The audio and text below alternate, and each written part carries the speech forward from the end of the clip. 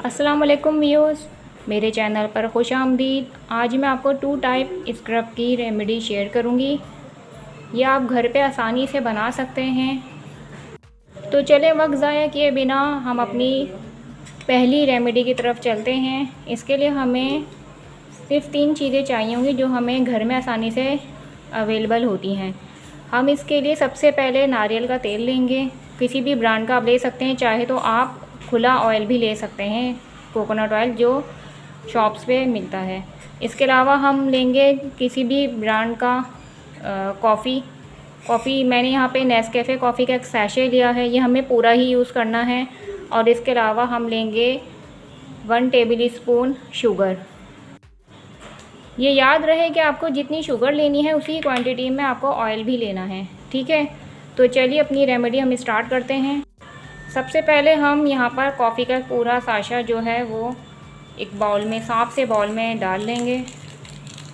ये तकरीबन ये भी 1 टेबल स्पून ही है।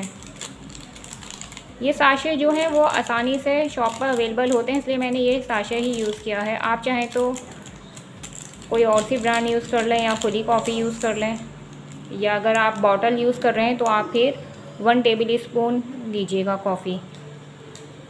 इसमें हम जो हमने 1 टेबल स्पून शुगर ली थी वो ऐड कर लेंगे। शुगर जो है वो नॉर्मल शुगर हो, यानी कि आइसिंग शुगर ना हो, थोड़ी सी मोटे दाने हों इसके, ठीक है, क्योंकि स्क्रब में हमें थोड़ी शुगर मोटी चाहिए होती है, उसके दाने हमें मोटे चाहिए होते हैं ताकि अच्छे से स्क्रबिंग हो। अब जो थर्ड हमारी इसमें चीज़ डलेगी वो है कोकोनट ऑयल।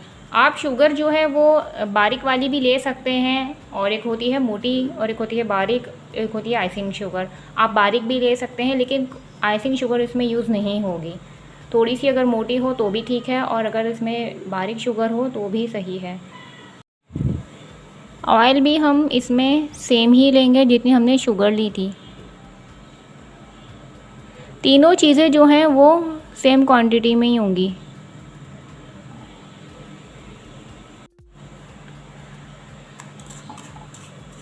अब हम इसको अच्छी तरह से मिक्स कर लेंगे। कुछ इस तरह से मिक्स करना है कि तीनों चीज़ें हैं जो वो आपस में मिक्स हो जाएं। आप चाहें तो इस स्क्रब को तैयार करके 1 महीने तक के लिए स्टोर करके रख सकते हैं। इसके लिए आप एक साफ़ सुथरा सा शीशे का जार लेंगे एयर टाइट, उसे इस्तेमाल से पहले अच्छी तरह से ड्राई कर लेंगे। उसके बाद इस स्क्रब को उसमें डाल के आप फ्रिज में 1 महीने तक के लिए रख सकते हैं। इसका इस्तेमाल का तरीका बहुत ही आसान है। आप इसे हफ्ते में कम से कम 1 बार ज़रूर ट्राई करें, और फिर अपना फ़ीडबैक हमें दीजिए कि यह आपको स्क्रब कैसा लगा। इसको इस्तेमाल करने का तरीका बहुत आसान है। आप अपना फेस जो है वो वॉश करेंगे इसके इस्तेमाल से पहले, फिर इसको अप्लाई करेंगे। 10 से 15 मिनट तक के लिए आप इसे लगा रहने देंगे। उसके बाद इसको मसाज करते हुए अपना फेस आप नॉर्मल पानी या फिर ठंडे पानी से धो लीजिएगा। अगर आप सर्दी में ये मास्क यूज़ कर रहे हैं या ये स्क्रब आप सर्दियों में यूज़ कर रहे हैं तो आप नीम गर्म पानी से अपना फेस वॉश करिएगा, और अगर आप गर्मियों में ये यूज़ कर रहे हैं तो आप ठंडा पानी जो टैप वाटर होता है वो यूज़ कर लीजिएगा। एक्नी वाली स्किन जो होती है वो, उसके लिए आप पहले अपने डॉक्टर से रिकमेंड करवा लीजिएगा, या अपने डॉक्टर से के मशवरे के बाद ही इसे यूज़ करिएगा। ये स्क्रब जो है वो ऑल स्किन के लिए सूटेबल है। आप इसे ज़रूर ट्राई करिएगा और अपना फ़ीडबैक हमें ज़रूर दीजिएगा। हमारी दूसरी रेमेडी भी बहुत ही इजी है, तो चलिए वक्त ज़ाया किए बिना अपनी रेमेडी स्टार्ट करते हैं। इसके लिए हमें सबसे पहले 1 टेबल स्पून शुगर चाहिए। हमें दानेदार शुगर ली है।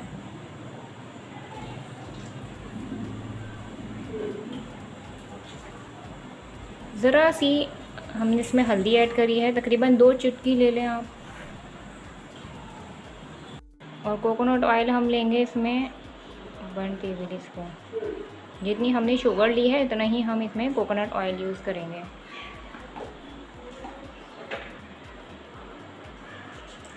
तीनों चीज़ों को हम बहुत अच्छी तरह से आपस में मिक्स कर लेंगे। इस शुगर जो है इसकी ख़ास तौर पर बिल्कुल मैश हो जाए। स्पून की मदद से ही हम इसको मैश करते रहेंगे।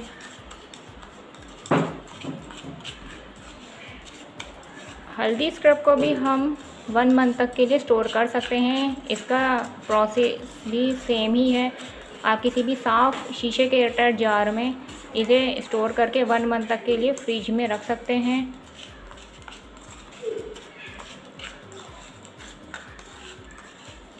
ये भी ऑल टाइप स्क्रब है। ऑल यानी ऑल स्किन टाइप पे हम इसे अप्लाई कर सकते हैं, चाहे वो ऑयली हो चाहे वो ड्राई हो। इसको यूज़ करने से पहले आप अपने फेस को अच्छी तरह से वॉश कर लेंगे, फिर इसे अप्लाई करेंगे।